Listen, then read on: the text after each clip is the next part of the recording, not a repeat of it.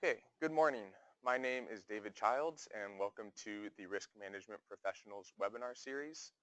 Our producers today will be Nick Cabrera and Jasmine Dhaliwal. They will be in the background making sure everything is staying operational.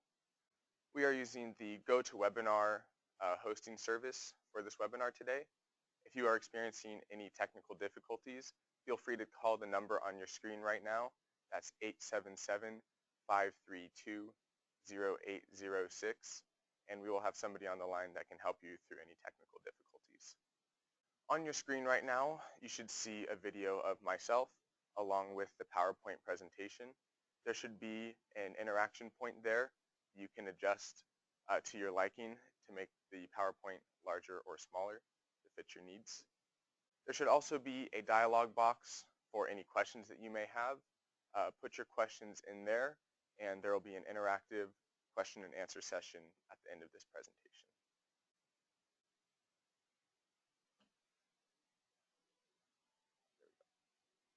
Okay, so today's webinar will be on security vulnerability assessments, how it applies to Contra Costa County, as well as some other applications.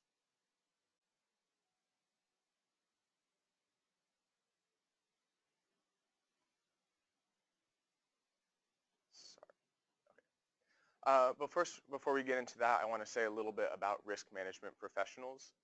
This is a webinar series as part of our ongoing outreach program. We want to share our core competencies and expertise with you, which lie in EPA, RMP, PSM programs through OSHA, and CalARP program developments. We also do a lot of different hazard identification techniques, such as HAZOP and LOPA studies and SVAs that we'll be talking about today. We also have experience in a variety of other process safety fields as well. So a quick introduction into what we will be going through today. First, I will be talking about security vulnerability assessments, a brief introduction. I will be calling that an SVA for short from now on. We'll also get into who is required to have an SVA, and then we'll do an overview of the SVA process, which will take up a majority of this presentation. And as I mentioned before, we'll be finishing this with an interactive question and answer session. Okay, so here's a little bit of a wordy definition of an SVA. An SVA is a qualitative assessment of the likelihood of an adversary successfully exploiting a vulnerability and an assessment of the resulting degree of damage or impact on that asset. This assessment is going to include an evaluation of potential hazards of the chemicals at the facility, as well as the impact that it can have on the surrounding area. We will then get into the countermeasures that the facility has in place to make sure that these things don't happen. So essentially, this is an assessment of if somebody is trying to maliciously attack your facility, either from the inside or the outside, what can the possible consequences of that be? So who needs an SVA? The SVA is required by the Department of Homeland Security based on their chemical of interest list. I've provided a link here on this slide, which will be available on your PDF copy of this. If you want to follow that, you can see the chemicals that fall on their list. It's not quite the same list that EPA and OSHA circulate, so you might want to check on that. It's a much more limited list, especially as it pertains to SVA requirements, and that will give you all the information regarding the chemicals and their threshold quantities. They are also required in Contra Costa County. Per Appendix I of the Contra Costa County guidance document, all Program 2 and Program 3 facilities are required to have an SVA. There's one other place that uses these SVAs. If you are trying to become RC 14001 compliant, you would need to perform an SVA. This is a combination of the Responsible Care Management System along with ISO 14001 standards. This isn't something that facilities have to be compliant with, but doing it is a good indication of best practices at the facility. Okay, so here are the 5 major steps in an SVA: project planning, facility characterization, threat assessment, vulnerability analysis, and finally, identification of countermeasures at the facility. These 5 steps are based on CCPS guidance. That's the Center of Chemical Process Safety. This is all based on a book that they released titled Guidelines for Analyzing and Managing the Security Vulnerabilities of Fixed Chemical Sites. I should note that this is one of the acceptable guidelines to follow, specifically noted by Contra Costa County. So if you follow these guidelines, you should be good to go. The first step in any SVA is going to be setting the scope of the project. Now, if you're at a facility level, this is fairly simple. It's going to be looking at the covered process and the facility as a whole. There's no need to look anywhere else on a facility standpoint. If you're looking at it from a corporate standpoint, you're going to need to look at each of your facilities and ensure that you have identified all of the facilities that are under your control, that they have the proper chemicals or are in need of the SVA based on their chemicals at their site. The next part in the planning will be making sure that you have an acceptable SVA team. This team can be built similarly to what you would have for a PHA. So you're going to want people with the process knowledge. But unlike a PHA, you might want to include somebody that has experience in security at the site, as this is one of the big focuses of the SVA. So that might be somebody such as a security guard or a facilities manager that is going to be familiar with all of the workings such as cameras and other policies at the facility. And before I go any further, I want to mention that I'm going to be talking about very drastic things such as having chemicals that would be used in weapons of mass destruction. We're going to be talking about potential for terrorists coming to your facility. These aren't acceptable for all of the facilities that you are all at. This is on the high end, so if you're at a high profile site, these things do come into play. But if you're something like a refrigeration facility, those aren't necessarily concerns that you will have. But this system was built on looking at extremely drastic incidents at facilities. So just keep that in mind. Okay, step 2 is facility characterization. This is broken into 6 different steps. You can think of these as the 6 keys to a successful SVA. They're going to be carried on through the rest of the steps. So the first step is probably the most important one, which is identifying your critical assets. This can be done very easily during a walkdown. So you're going to want to identify all of your largest chemical containers as well as anything of value at your facility that you think could easily be taken. These are going to be the focus for the remainder of the SVA. The next is hazard identification. So based on those critical assets, what are the hazards that they pose? A good reference to look at would be your PHA for those hazards. These next 2 steps are fairly intertwined. It's consequence analysis and evaluation of target attractiveness. The consequence analysis is looking at what those hazards are, such as hazards to the surrounding area, and determining what that ultimate consequence could be.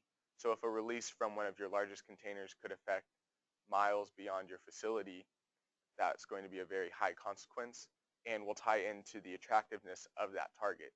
So if somebody is targeting your facility, they want to look at the ones that potentially have the greatest danger or could have the largest impact on the surrounding area. So those 2 are pretty tied together. One more thing you need, or 2 more things rather, that you need to take into consideration are layer of protection review. So making sure you understand all of the safeguards around your critical assets. And this last one, potential target list, is putting all of those first 5 steps within step 2 together. So that's going to be looking at the general level of hazard of each of your critical assets, what the value of that target is, the reason that that may be targeted, and the exact security needs that that critical asset would require. So now that we've thought about what the potential hazards are, we now want to kind of look into who would be targeting those assets. So I have a list here, a short list of potential attackers, which would include terrorists, criminals, activists, and disgruntled employees. Each of these would obviously have a different motive for attacking a facility. Terrorists might want to disrupt trade in some way in that area, or if you are a high-profile facility, they might be able to get a lot of publicity by attacking a facility such as that. Criminals, you are more concerned with things such as theft of valuables at the facility or carjacking. There's also the threat of vandalism there. Activists, let's say you're at a facility that does animal testing. You might be a target for an activist group. You want to make sure that your facility is protected against that. And lastly, disgruntled employees. This one is a little bit trickier since those people are already in your facility.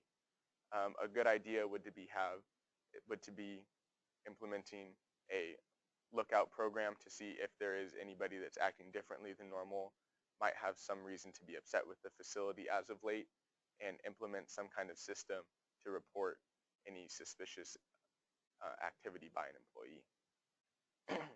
So once you consider all of these different potential attackers, you want to look at the likelihood of those threats being raised. This can go from critical importance down to no clear intent. As I mentioned before, a lot of these facilities that you guys are at probably have no clear intent for terrorists to be attacking, so that might not be a reasonable scenario for your facility to look into. Step 4 is vulnerability analysis. This one puts some numbers to the previous steps.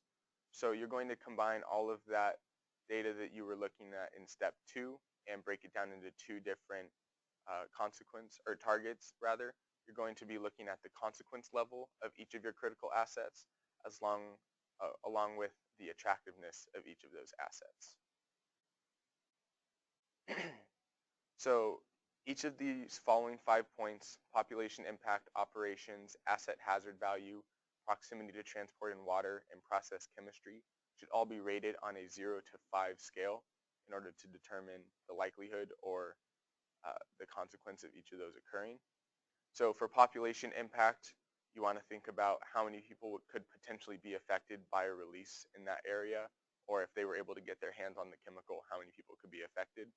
So if we're talking on a scale of 100 to more people, that would be a 5. A 0 would be nobody could be harmed by the chemicals taken, and 1 through 4 would be anything in between. Operations impact, now you might think you want to look at it from a facility level, which is true, but that would really be on the low scale in the scope of an SVA. When we're talking about 5, we're talking about potentially affecting your whole companies or multiple sectors of business, which won't apply to most facilities. Asset hazard value, whatever chemicals you have on site, what's the worst thing that they could potentially do with those? So I mentioned weapons of mass destruction. If they could easily be altered or combined with other chemicals to create WMDs, that would be something that would fall on the scale of 5. Ammonia and other flammables would probably be in the 1 to 2 range, depending on your proximity to other areas as well. Proximity to transport and water, I briefly mentioned affecting trade routes before. If you could affect global economy or regional, those are going to be on the high end. On the flip side, most of these facilities will have a fairly low effect on those things. And lastly, process chemistry. This kind of ties into asset hazard value and population impact. But this is going to look at, would it be a severe impact on the surrounding area, potentially a severe impact internally, and down the list, down to a 0, which would be little to no impact. Then you'll take your 5 scores from this, so it'll be anywhere between a 25 and a 0, and that will be determine the consequence level for each of your critical assets. If it's on the range to, I believe, 20 to 25, that's considered a high target. 10 to 20 is medium, and anything below 10 would be considered low. You're also going to want to look at target attractiveness as part of step 4. As I mentioned before, it's going to be the 0 to 5 scale. Items 1, 2, and 3 are the same as with the consequence level, but this one has 2 different aspects you need to take into consideration. The first is the existing security at your site. So let's say you have lots of security cameras around. It's a fully enclosed facility with 24-hour monitoring by security guards. These are a lot of security systems that you already have in place that are going to deter potential attackers. Nobody wants to go after a facility that is very highly guarded. And the last point for target attractiveness is site profile. If you're working at a refrigeration facility, that's not going to have a large profile. You might even be obscure to people in your near vicinity. But if you get up to the refinery levels, those are fairly high profile targets for very, very big companies that everybody knows, and that could potentially increase the chance that you would be a target for an attack. And then you'll tally these points up on the 0 to 25 scale again, and you'll determine the high, medium, or low.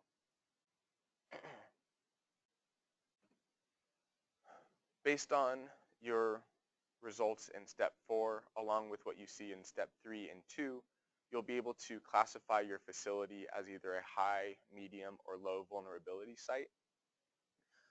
And this is how you determine what kind of countermeasures you need in place, which I'll be getting to next. So high vulnerability sites need to be effective in deterring and detecting small attacks by trained individuals. This could be small terrorist groups or organized crime. These would be facilities that most likely already have a fully enclosed facility, potentially 24-hour guards, and things of that sort. Medium vulnerability sites need to be able to detect and deter an unorganized attack. So this would be something like criminals trying to come in and steal some of the chemicals at the facility or something to that extent. Low vulnerability sites are going to need to be able to deter and detect and more specifically delay the actual criminal attack. So if you can identify that there's something going on at your facility at a low vulnerability site and are able to get a hold of the proper authorities, this would generally be considered sufficient in terms of an SVA. So as I mentioned, based on your vulnerability level, you want to have appropriate countermeasures. Step 5 per the CCPS guidelines will take you through over 100 different potential countermeasures that you can implement at your facility. Going through all these, you'll be able to check off yes or no if your facility is implementing them. And this is the place to make recommendations of what you think your facility should start using in order to make it a safer place to work. So a few ideas, which are, some are simple, some are more sophisticated. Things such as keeping hazardous materials in small containers will make it less desirable, since it's going to be a lot harder to transport a large amount of chemicals off of the facility. Ensuring passive mitigation, such as dikes, are placed around your largest containers is considered another step that you can take for an SVA. Do you have security cameras at your facility? That's another great one. And the best thing to do is make sure that they're focused on your critical components. And one thing that I think all facilities should think about is increased lighting around the outside. If you have 24-hour lighting around your facility, it's going to make it a lot less attractive to potential criminals. People are going to want to stay away from a facility that they know they could be seen trying to break into. So that was the summary of the SVA process. Here are the 3 main references that I used. As I mentioned before, the guideline book by CCPS, also the Contra Costa County Guidelines, and the Department of Homeland Security's guidance as well. Upcoming webinars, we have another one on Wednesday, November 2nd regarding IIAR standards and how they apply to RAGAGET Part 2. This one will be performed by Stephanie Smith.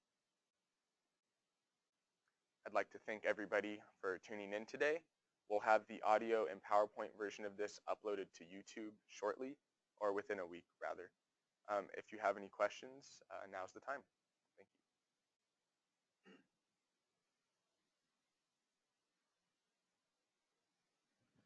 So our first question today is, what are the best ways to implement an SVA? Sure. So an SVA isn't an extremely long process. You can usually take care of it in one day. So I would suggest the best thing to do would be to first start with the walk down. This will be the start of the step 2 process, so identifying your critical assets, looking at the existing security systems already in place. I recommend taking pictures during this for future reference. And then after this, you can meet in a room with the SVA team. Everybody can discuss what they saw and get into the worksheets that CCPS provides. Oh, I meant to mention that if anybody is interested in getting copies of those worksheets, I would be happy to provide them.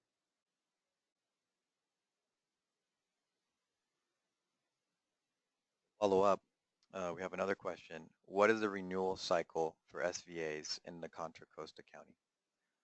So based on what I was able to find in my research, they don't currently have a renewal cycle put in place for SVAs. I would recommend as part of best practices that as part of a 5-year update, you should go in and make sure that your SVA is still applicable for your facility. So make sure that the safeguards that you currently or previously had listed are still there. This can be done even during the same day as your PHA renewal every 5 years. Anything else? Nope. All right. Thank you very much.